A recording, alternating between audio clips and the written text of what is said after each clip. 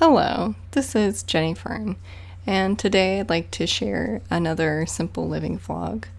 So I started off the day reading a book on the couch and drinking some coffee, hanging out with my dog, with some soft morning light. It's actually quite bright in the mornings now because the sun gets up at 5:30 in the morning or something. But anyway, I was reading Hope, Human and Wild by Bill McKibben. This is an environmental / sustainable nonfiction piece about two different communities, one in Brazil and one in India, and they serve as examples of societies and communities that are able to live lightly on the earth, or to consume less, and to live very fulfilled, educated, generally happy lives with less consumerism. And with less consumerism, you are literally consuming less of the earth that we live on. And if we can find a way for humans to be happy without destroying our planet, I think that would be best. So, I'm not sure. These examples might be a little bit outdated because the book is a bit old, but it's an interesting thing to think about, especially now that we're in a time when community is a little bit limited by our stay-at-home, shelter-in-place kind of orders. And just for our general safety, limiting the amount of people that we interact with will help us with COVID-19. So it's a very interesting time to be thinking about community. And yeah, it gives one thought, really. So I then started doing some dishes. And I don't really enjoy doing the dishes, but I thought I'd show some clips of it. One, because it's not really glamorous, and I think it's important to show that kind of stuff sometimes, that life isn't always reading on your couch with your dog. But also because I am giving myself the opportunity while doing these dishes to not be consuming something.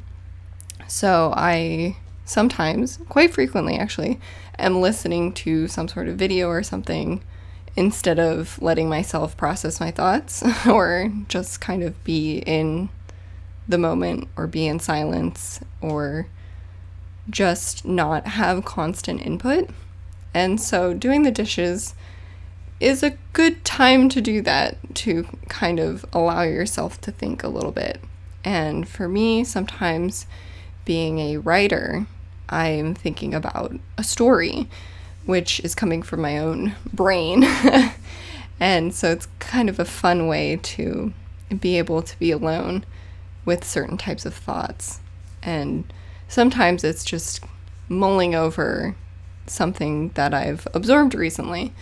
So it could be about the book I was reading, for example, or some other video that I'd been listening to earlier in the day. But I think it's good to have that quiet time sometimes.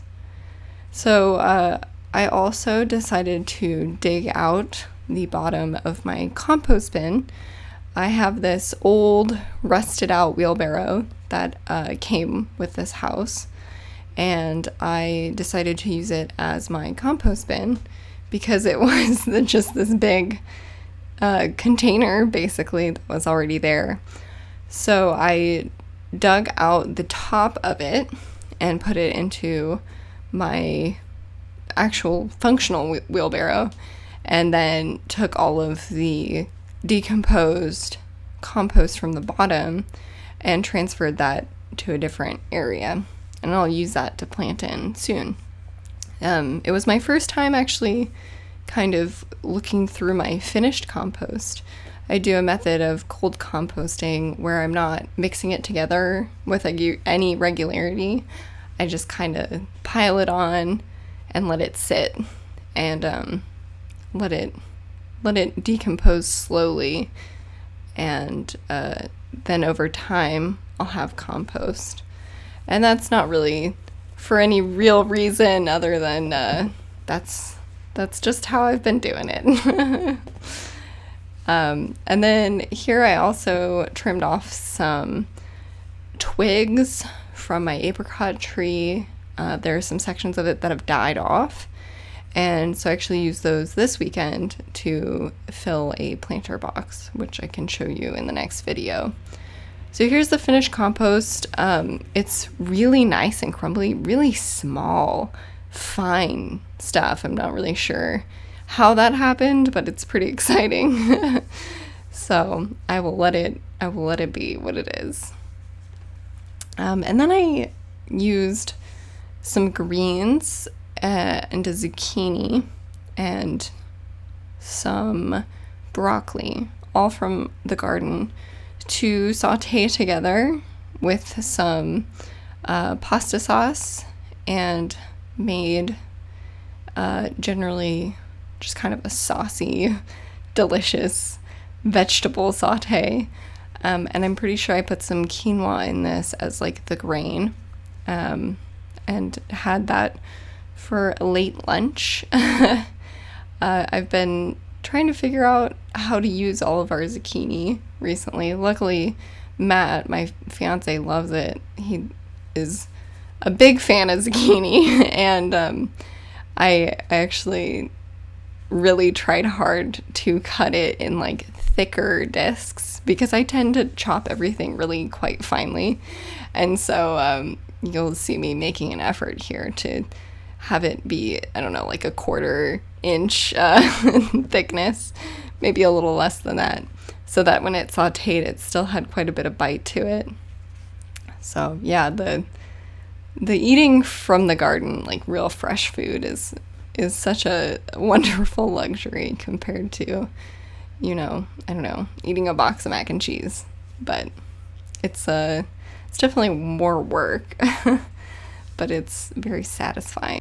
So going back to kind of thoughts about community, especially during this time of virus, I kind of just want to start a conversation, because I think it's a very challenging time to be in a community, to not be so isolated, and I'm wondering how people are generally coping.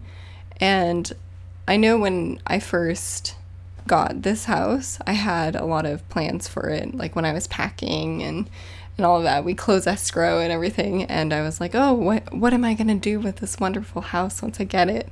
And I was thinking of building a little library for our community in the front yard, like the little free libraries, and building it and filling it with books that I wanted basically to donate.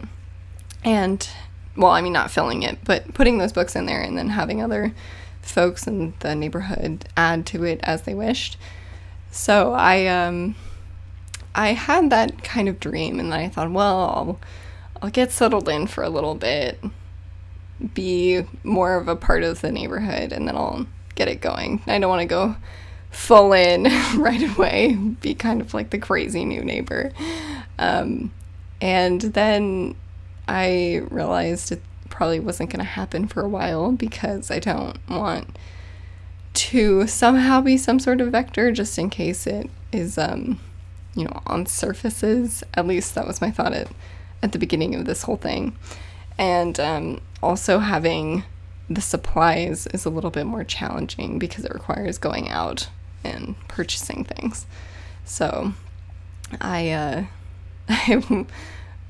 put those plans on hold a little bit. But I was also thinking about, like, wow, wouldn't it be amazing if we could have like a seed exchange? Maybe even kind of like the little free book library. I could have a little free seed library in the front yard where people could drop off their saved seeds from their garden, and I could drop off mine as well. And I don't know.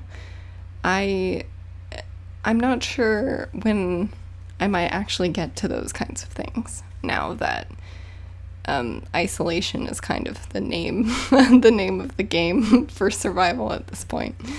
So I don't know. I'm a pretty quiet and to myself person. I get pretty anxious actually talking to people I don't know. Even people I do know, I'm pretty comfortable just being almost completely alone. So I'm not sure how to modify my behavior to be more conducive to society.